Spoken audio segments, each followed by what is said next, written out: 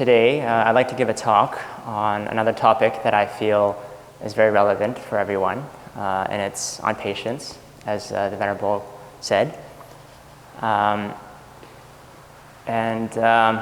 This is a very common emotion that we all feel. How many people here would say that they struggle with patience themselves? If so, raise your hand. Yeah, it's okay to be honest. We're here to, help you and to provide some insight on some of the emotions that you feel and how to better deal with them. So, when we talk about the Buddhist teachings and the Buddhist philosophy, we want to try to integrate the teachings into our daily lives. Many people will find the Buddhist philosophy very deep and profound. And when they listen to the teachings, it can provide them with very uplifting emotions. But if you're not able to translate those teachings into your own personal life, into the way you go about living your life and into your interactions with your friends and families, then you're not getting really the benefits from the teachings. All of us have negative emotions that we deal with. And the Buddha told us that all of us have this mental sickness, and we have to take the medicine of the Dharma to recover from this sickness. But a lot of times when we receive the medication, we don't take the medicine.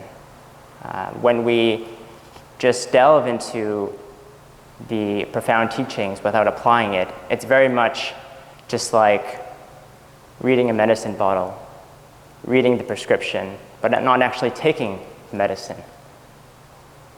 And so we have to learn how to apply these teachings, take that medicine, so that we can recover from the mental illnesses that we deal with.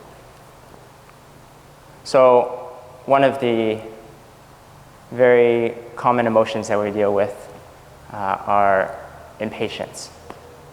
Now, in Buddhism, there is a lot of mention in the sutras on this topic of patience. For Mahayana practitioners, the basis for our practice is what we call the 6 Paramitas. And the 6 Paramitas are generosity, discipline, patience, diligence, concentration, and wisdom. So all Mahayana practitioners use these 6 factors as a support for their practice. And the level of difficulty of practicing each factor increases as you go further on. So the easiest factor to practice is generosity. When we have wealth, we don't mind helping others in need. It doesn't take too much compassion and positive emotions, sympathy, pity, for you to want to give back to other people. And some people also know that the more they give, the more they receive. So this idea of giving is not something that they find very challenging for themselves. And what about discipline? Discipline is the next step. It's a little bit more difficult than generosity, but most people know the repercussions of committing bad deeds. They know that it leads to negative karmic retributions, and so they don't commit them. they don't commit these unwholesome deeds. They refrain from doing that. And by doing that, then they can practice this paramita of discipline. Then the next step is patience. Now, patience is much more difficult to practice compared to generosity and discipline. Because a lot of times when we interact with people, we may experience suffering when they criticize us, when they try to hurt us, when they do harm unto us. And so all of us, we're looking for happiness and we're looking to stay away from suffering. So when other people are trying to inflict harm upon us, we find that very difficult to accept. We find that very difficult to forgive. And so we have a problem with not being able to practice endurance, forbearance, understanding others, learning to forgive others. So, in patience, really what we have to understand is when we attach to notions of happiness and suffering, then that gives rise to this pendulum swinging back and forth of different emotions that we feel. So the reason why we get hurt when other people criticize us or harm us is because we have this strong attachment to the self. And I talked about that last time when I spoke about fear.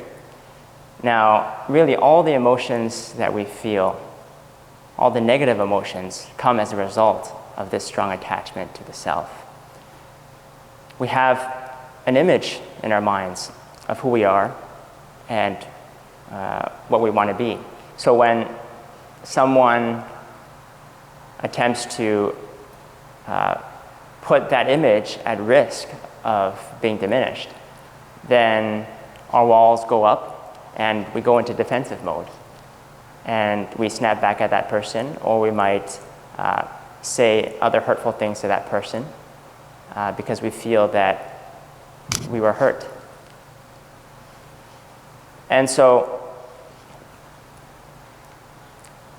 the first thing that we have to be aware of is that we're attaching to the self. And we're attaching to the self because all the suffering that we believe we're receiving from that person is hurting this ego.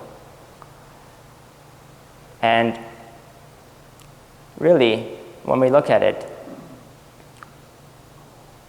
all people are trying to look for happiness, and they're trying to stay away from suffering. But it's this strong attachment to wanting happiness and staying away from suffering. That's what really leads to the suffering that we feel. So when someone criticizes us, a lot of times we fail to understand that there may be many reasons for that person inflicting harm upon us. That person's suffering is also because of his lack of understanding. All of us suffer because we have this delusion. We don't see things for what they really are. And so when someone is criticizing us, when someone is hurting us, we fail to see that they might be doing that because of their misunderstanding of the suffering that they themselves feel within. And so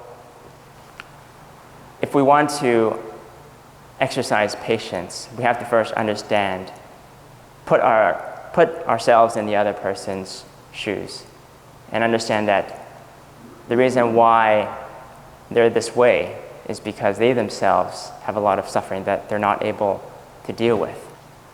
In the Mahayana tradition, we have a number of commentaries written by wise monks, great sages, on the practice of the Buddha's teachings. In one of the commentaries called The Great Treatise on the Stages of the Path to Enlightenment, which was written by a Tibetan monk by the name of Tsongkhapa, he talked about patience, this third paramita of patience. And he divided patience into 3 categories. The first category of patience deals with receiving criticism and harm from others. The second refers to the patience that you have to deal with in dealing with difficult external circumstances. And the third is the patience involved along the path to enlightenment. So if we talk about that first category first, of receiving harm from others, really, when someone is criticizing us or committing some sort of harm against us, it's really not that person that we should treat as our enemy, because that person is being motivated by his own hatred and aversion within. So really, that hatred should be the true enemy and not that person. And when we react to that person with hatred, then what we're doing is we're really just letting that enemy win. We're responding to hatred with hatred, and that would never lead to any sort of happiness for either party. Now, the Buddha spent 500 lifetimes practicing patience. If you've read in the Diamond Sutra, in section 14, the Buddha had spent 500 lifetimes before he became a Buddha practicing endurance. And in one of his lifetimes, he was an ascetic practicing in the mountains. And at that time, there was a king by the name of King Kalinga. And he and his concubines were traveling up to the mountains to go hunting. King Kalinga was a very avid hunter. He would go hunting every weekend with his concubines. His concubines would never join him in the hunting. They would go off into the mountains to play. So this time, the concubines found their way into the cave where Prince Siddhartha in his previous incarnation as an ascetic was practicing. And so when the king was finished with his hunting, he went to look for his concubines. And he found his way into that cave. And he saw the concubines circling around this ascetic and touching him in ways that seemed were very inappropriate. And this ascetic, he was seated in silent meditation. He was very still. And the concubines were very curious, and they started asking him about his practice. And when the king saw this, that they were touching him and asking him questions, he was overcome with a lot of jealousy. And when he heard what they were saying, that this ascetic was practicing the way, he went up to them and said, "What way are you practicing? Don't be cheating my woman. I want to know what way you're referring to. And then the ascetic told him that the way that he was practicing was patience, that no matter what anyone did to him, if they beat him, if they cursed him, if they criticized him, if they abused him, he would not have any anger in him. And so this king, he didn't believe him. And he said, okay, if you say that you won't get angry at anything anyone does to you, then prove it. And so he took out a sword and he mutilated his hands. And then he asked the ascetic, are you angry now? And then the ascetic said, no, I'm not angry. Still, the king did not believe him. And so he drew out a sword again, and he cut off his 2 legs. And then he asked him, you must be angry now. But then the ascetic responded, no, I still do not have any anger within me. And then the king said, I don't believe you. You say that you don't have any anger, but I know you must be feeling anger within you. And then the ascetic told him that if I do feel anger within me, then I will prove that if I have any anger, my legs and my hands will not grow back. But if I don't have any anger within me, then they will grow back. And moments later, the hands and the legs of this ascetic did in fact grow back. And it was because of that purity of heart. He didn't harbor any aversion towards that other person that caused his spiritual transformation. And so afterwards, the devas and all the dharma protecting spirits, they knew what had just happened, and they were very furious and unhappy with the conduct of this king. And so they showered these hailstones to try to punish the king. And at that point, when the king saw this, and he saw this spiritual transformation of the ascetic, he bowed down on his knees and he repented. He begged for his forgiveness. And then at that point, Siddhartha told him that if in a future life I become a Buddha, you will be the first sentient being that I save. Because Siddhartha had made a vow in his previous life, as he was practicing patience, that in the future, when he became a Buddha, he would first save all the sentient beings that abused him, that caused him harm. That was the extent of his compassion. He would not harbor any aversion or hatred toward anyone, even his enemies. And so, in his future life, when he was born as Siddhartha, this king ended up being his first disciple after he became enlightened. And this king who became that disciple was the first to receive the teachings after the Buddha's enlightenment. And he was also the first disciple after the Buddha to achieve enlightenment. So we can see the extent of compassion and what it can do to transform other people.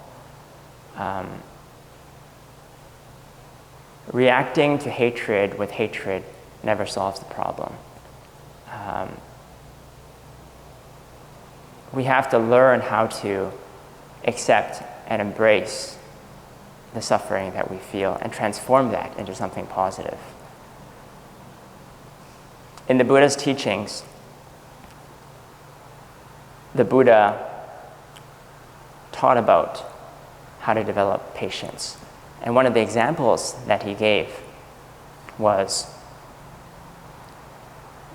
imagine that you have a fistful of salt in your hands. And you put that fistful of salt into a small bowl of water. And you stir it with your fingers.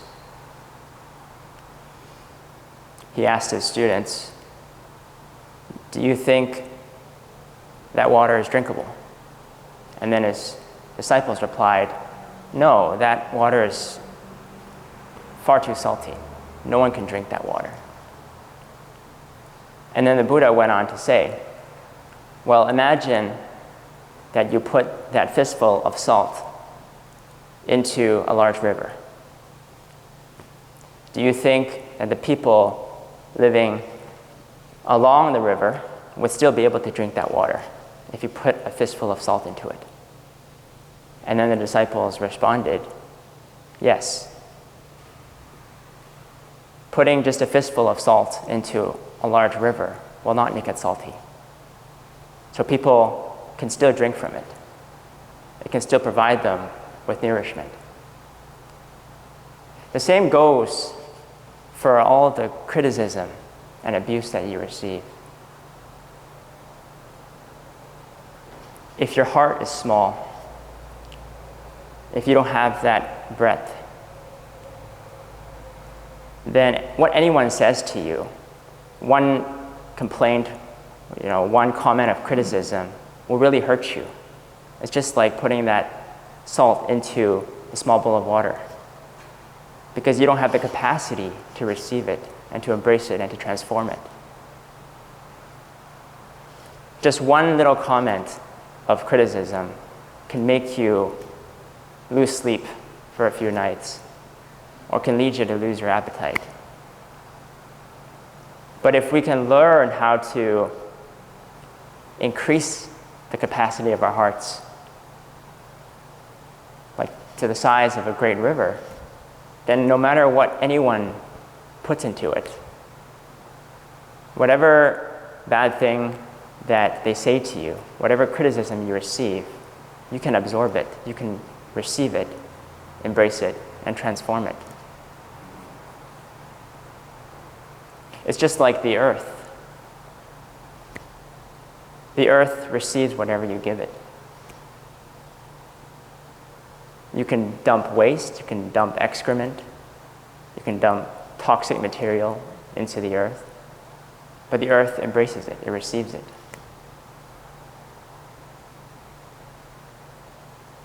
So, if we want to be able to have more patience, we have to learn how to increase the capacity of our hearts. Now, there was a modern day example of this that just happened a few years ago that I found very touching.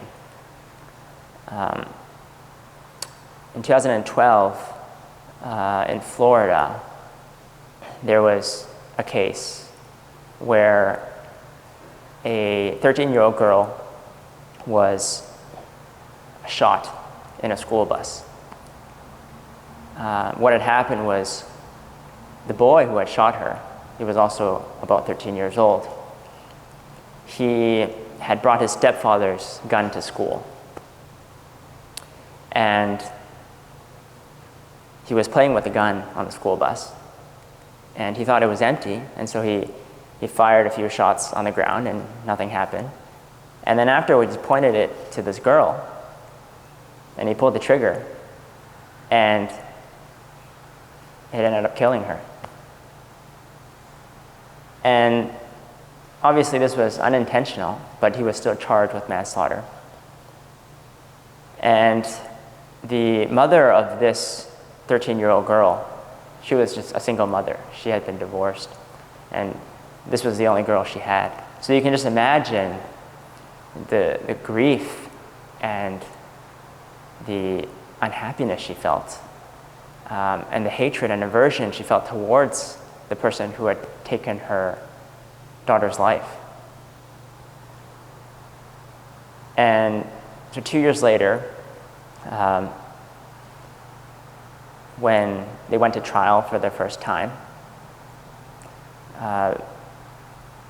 the mother did something that was completely unfathomable. No one thought she would ever do this. When the 13-year-old boy came into the courtroom, she went up to him, and instead of saying anything hurtful or blaming him for anything, she went up to him and she hugged him. She embraced him in her arms. Everyone was completely shocked. They were stunned. How could this woman go up to the killer who had taken his daughter's life and embraced him? It was because this woman had such a big heart. She knew that that boy had not done it on purpose. Even though he shouldn't have done that and he shouldn't have brought the gun to school, she knew that everyone deserved a second chance. She had that capacity in her heart to forgive. And she knew that for such a young boy, he still had a lot going for him in the future, that his life was just starting, and it would be very miserable and unfortunate for him to be affected his entire life because of this. The boy himself felt incredible guilt for doing something like this. And so later on in the trial, that mother, she requested that the boy get a lighter sentence. And what happened was the boy, he ended up going to a juvenile facility for a few years. He came out and he was able to start a new life. And that mother, after this case was over and he served his sentence, she actually contacted him in the future.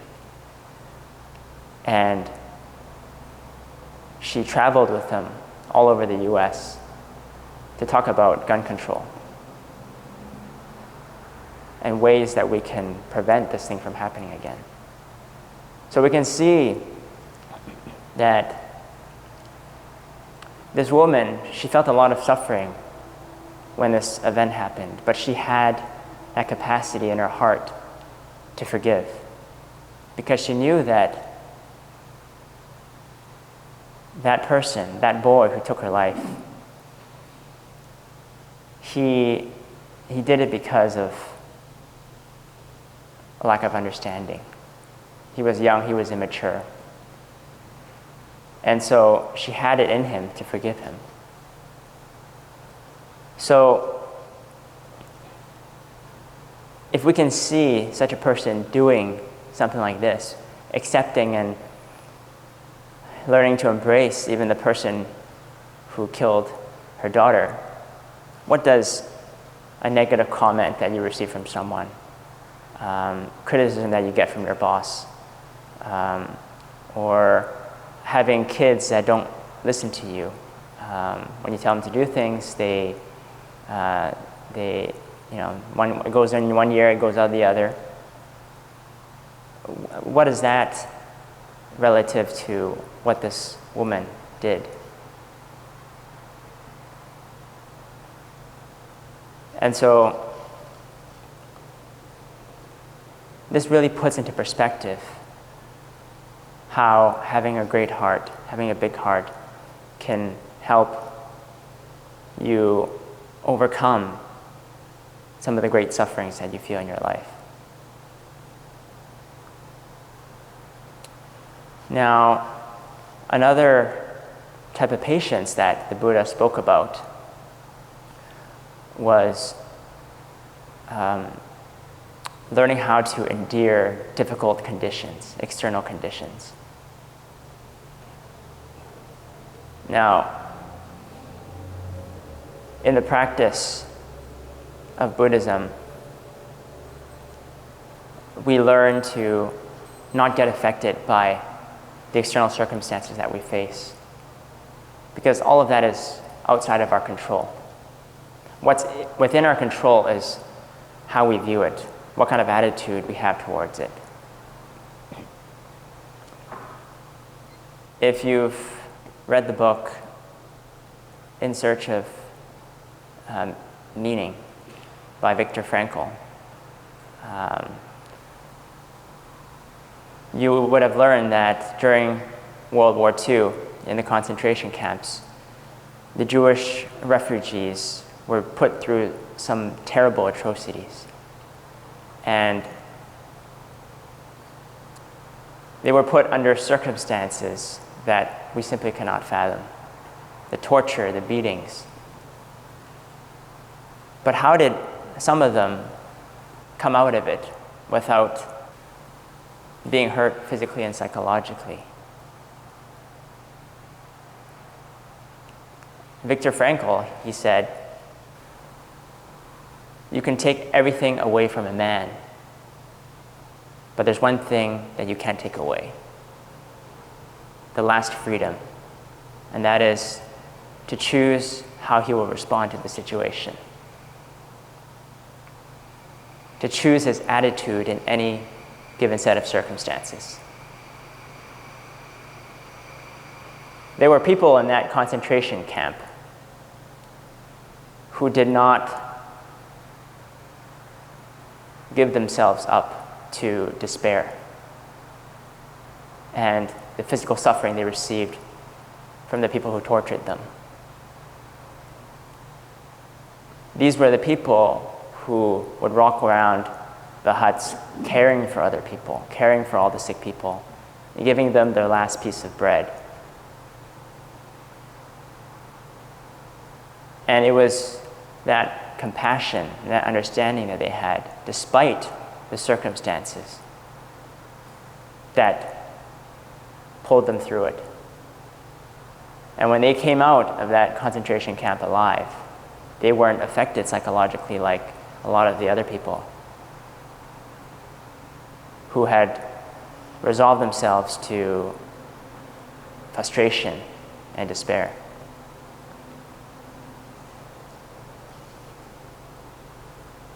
So, when I was training for a triathlon, before I became a monk, I was an avid triathlete. And I learned that one of the most important qualities that a triathlete needs to have to be successful is he has to learn how to be comfortable with discomfort. Because in any endurance race, putting through your body through that kind of stress will lead to a lot of discomfort. And so what separates the world-class endurance athletes with the regular athletes is the extent to which they can learn how to be comfortable with being uncomfortable, with the discomfort that they feel. And so that's really the same in our life, in our practice. We have to learn how to manage discomfort. We have to learn how to be at peace with it. When we feel uncomfortable, when we have feelings of pain or discomfort, we recognize it, we be mindful of it. We place our bare attention on it for what it is, but we don't attach to it. In many ways, this attachment to suffering happens because we're also attached to happiness. Because happiness and suffering, they're really two sides of the same coin. You can't have one without the other. Just like you can't have an up without a down, a left without a right, birth without a death. But all of these are just notions. These are notions that we fabricated in our minds. And the whole point of the Buddhist teachings is to help us transcend these notions, to be beyond these notions, these pairs of opposites, happiness, unhappiness.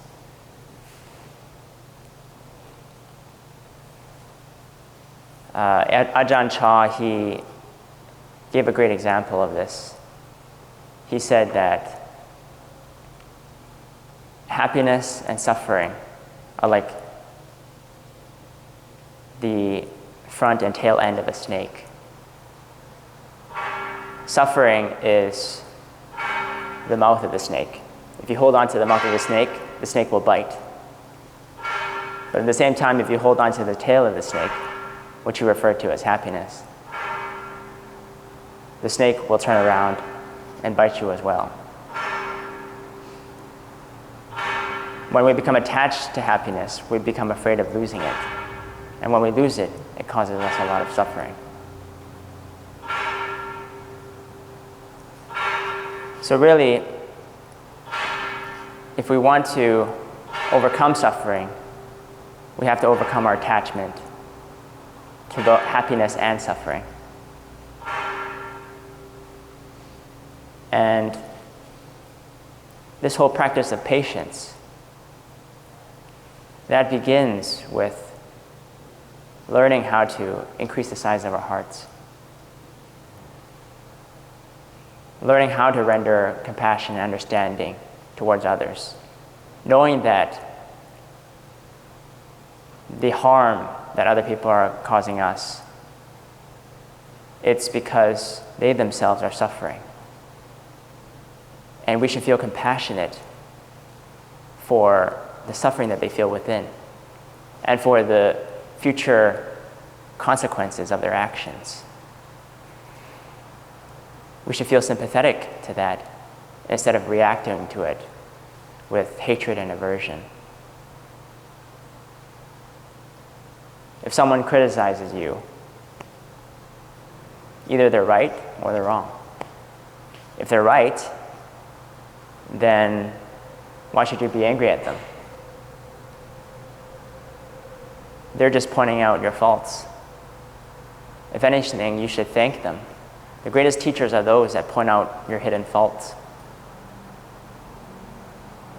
And if the criticism is not true, then it's because of their ignorance. And if you get angry at their ignorance, then you're just like them. You yourself are ignorant.